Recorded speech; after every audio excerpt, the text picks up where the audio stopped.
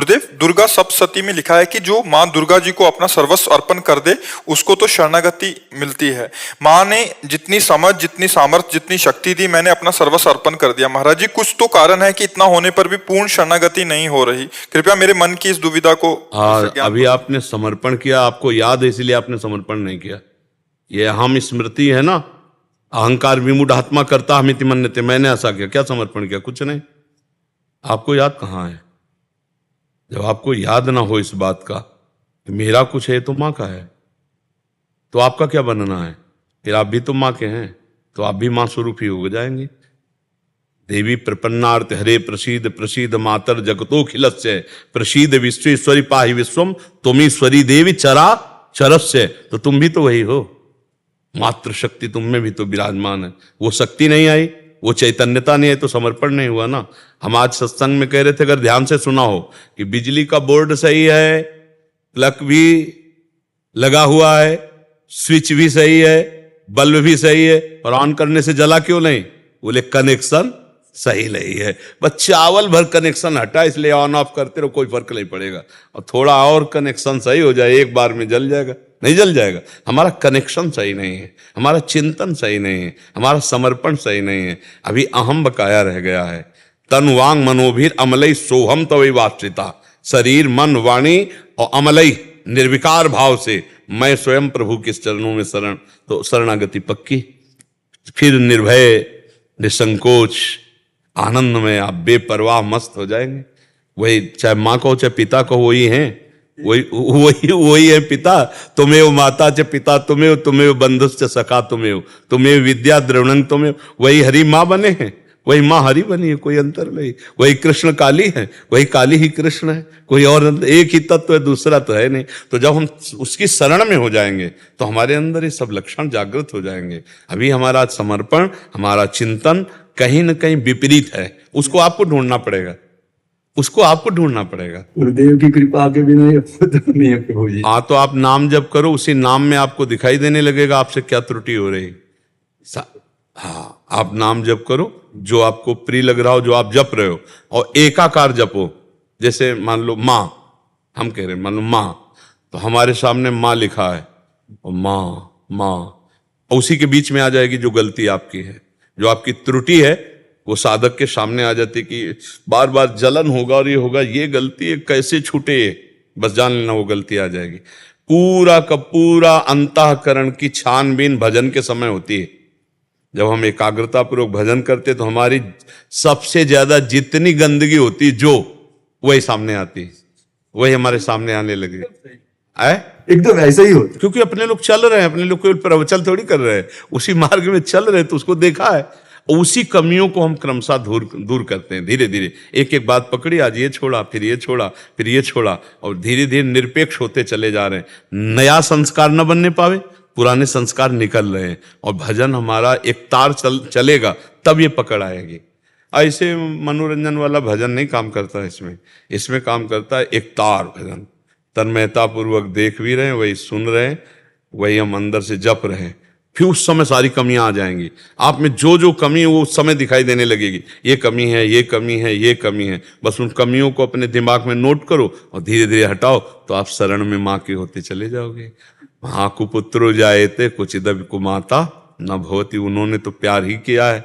हमारी तरफ से जो कमी है उसको हम माँ के ज्ञान बल से, बुद्धि बल से दूर करते हैं, और माँ के करुणा में चरणों का आश्रय लेकर के माँ स्वरूप हो जाते हैं। चिद चिद लक्षणम, चेतन अचेतन वही तत्व है, उसी में लीन हो गए, तब हो गया। माँ में इतना चिंतन करे कि अपना स्वरूप माँ में हो जाए, तभी माना जाएगा कि आप माँ के पूर्ण शरणागत हो गए।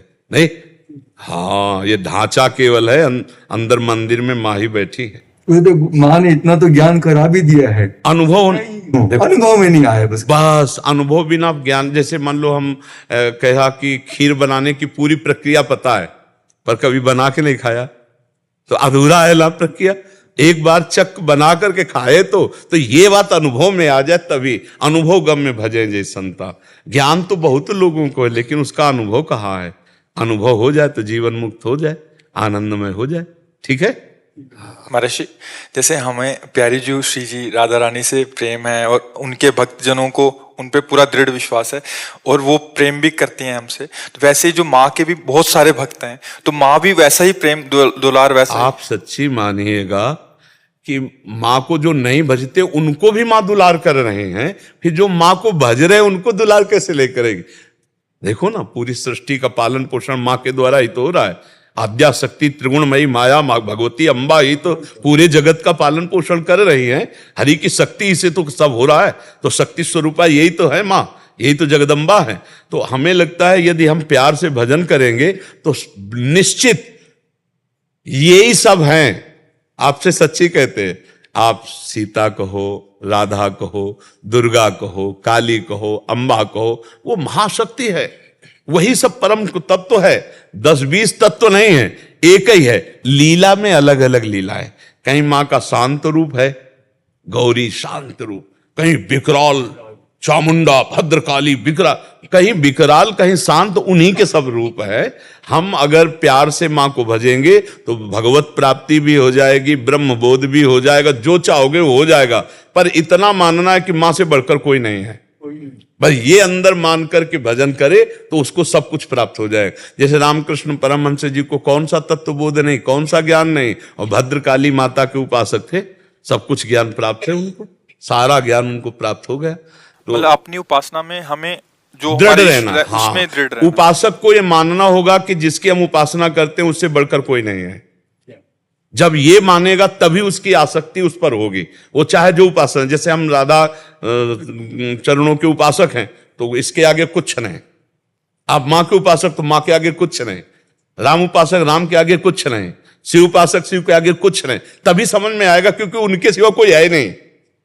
तभी आपकी आसक्ति होगी, तभी आप तन्मय होंगे। और जहां दूसरा प्रतीत हुआ तो फिर वो भाव नहीं बन पाएगा, जो भाव मोक्ष प्रदान करने वाला है या प्रेम प्रदान करने वाला। प्रेम गलियत साकरी तामे दो ना समाए, एक ही होकर जाना होगा, एक भाव से।